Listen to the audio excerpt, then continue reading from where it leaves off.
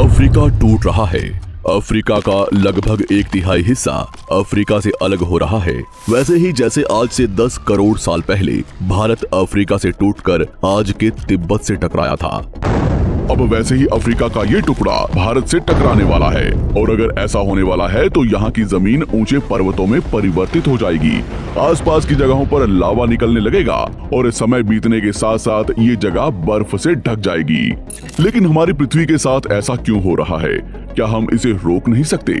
आखिर भविष्य में हमारी धरती के साथ क्या होने वाला है?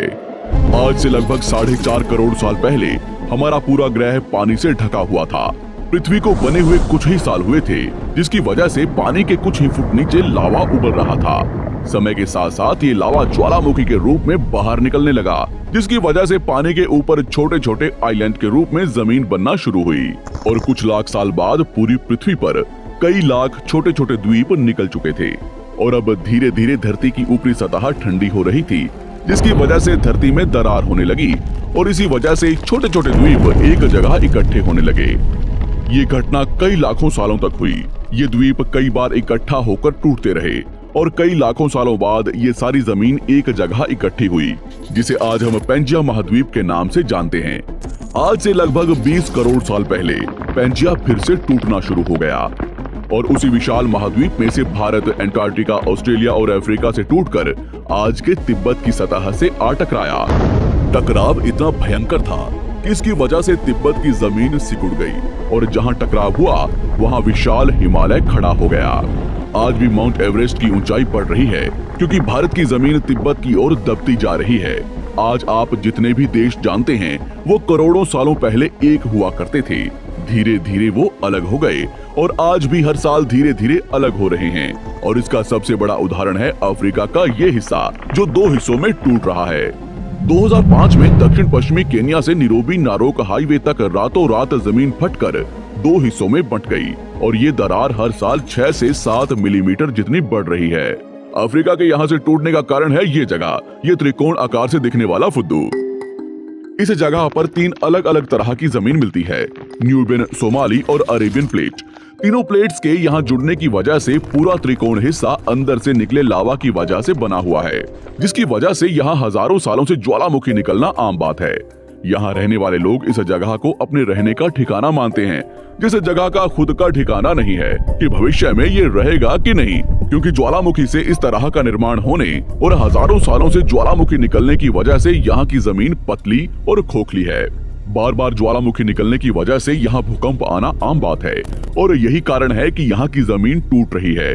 भविष्य में दरार बढ़ने पर यहाँ पानी भरने लगेगा और ये पूरा हिस्सा पानी से भर जाएगा और इसकी वजह से अफ्रीका के टूटने की गति बढ़ जाएगी, जिसकी चेतावनी यहाँ खोज करने वाले भूवैज्ञानिक यहाँ स्थित देशों की सरकारों को दे चुके हैं। इससे हमारी पृथ्वी को ये खतरा है कि दरार बढ़ने से ज्वालामुखी और विषैली गैसें निकलेंगी।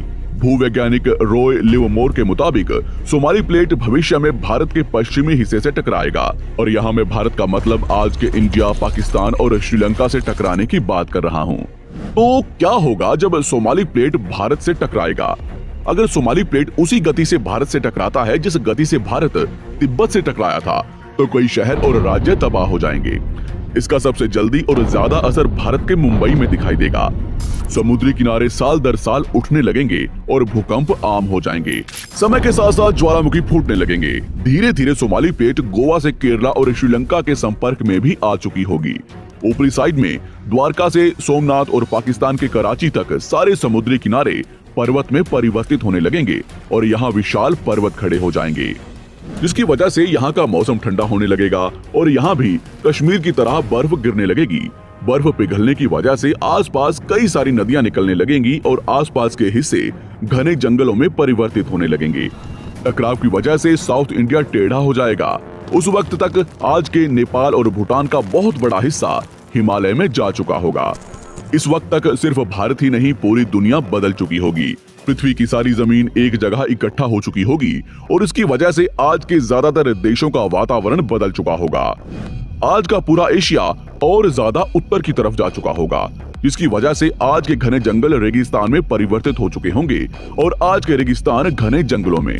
तो इस वीडियो को देखकर दुबई और सऊदी अरब में रहने वाले लोग नाचना शुरू ना करें, क्योंकि अगर पृथ्वी का भविष्य में ऐसा होता भी है तो अफ्रीका के भारत से टकराने और पूरी पृथ्वी की जमीन एक जगह इकट्ठा होने में बहुत साल लगेंगे। इतने की तब तक आपके बाद आने वाली हजारों पीढ़ियां बीत चुकी होंगी।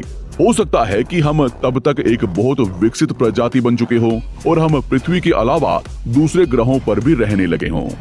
अफ्रीका के टूटने और भारत से टकराने की थ्योरी रॉय लिवमोर ने 1990 में दी थी, जिसके बाद कई दूसरे भूवैज्ञानिकों ने दूसरी थ्योरी भी बनाई है, जिसके मुताबिक सोमाली प्लेट भारत से नहीं टकराएगी। लेकिन ज्यादातर भूवैज्ञानिकों का मानना है कि धरती की ऊपरी जमीन फिर से एक दूसरे से जुड़ेगी और आज से करोड़ों सालों बाद हमारी पृथ्वी इन चारों में एक जैसी दिखेगी। लेकिन क्या हम इंसान इसे देखने के लिए जिंदा रहेंगे, या क्या भविष्य की धरती पर जीवन पनप या विकसित हो पाएगा? यही एक बहुत बड़ा सवाल है।